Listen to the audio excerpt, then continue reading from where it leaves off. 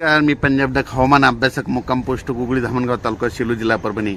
आज आहे 23 मे 2023। मी आहे हिमाचल प्रदेशमध्ये। या ठिकाणाहून मी महाराष्ट्रातल्या शेतकऱ्यांसाठी अंदाज देत आहे।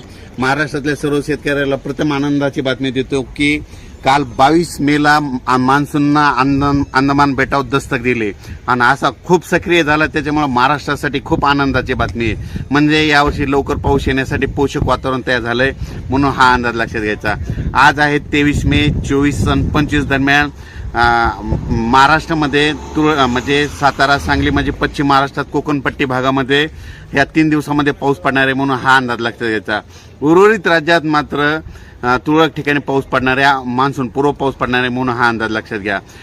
परंतु हे करत असताना सांगू इच्छितो की आता पाऊस म्हणजे पावसाळा जवळ आलाय आणि पाऊस कधी येणार आहे आणि शेतकऱ्याची सगळ्यांची आशा लागली आहे। तर मग शेतकऱ्याला सांगू इच्छितो आता म्हणजे 30 आणि 31 मेला काय होणार आहे, मान्सून म्हणजे केरळमध्ये दाखल होणार आहे, म्हणजे केरळला सक्रिय होणार आहे।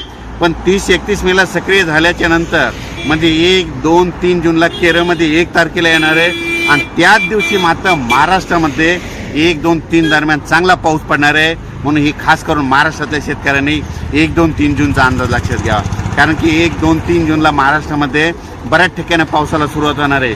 मान्सून केरळात येणार आहे 1 तारखेला, पण पाऊस मात्र महाराष्ट्रात देखील सुरू होणार आहे।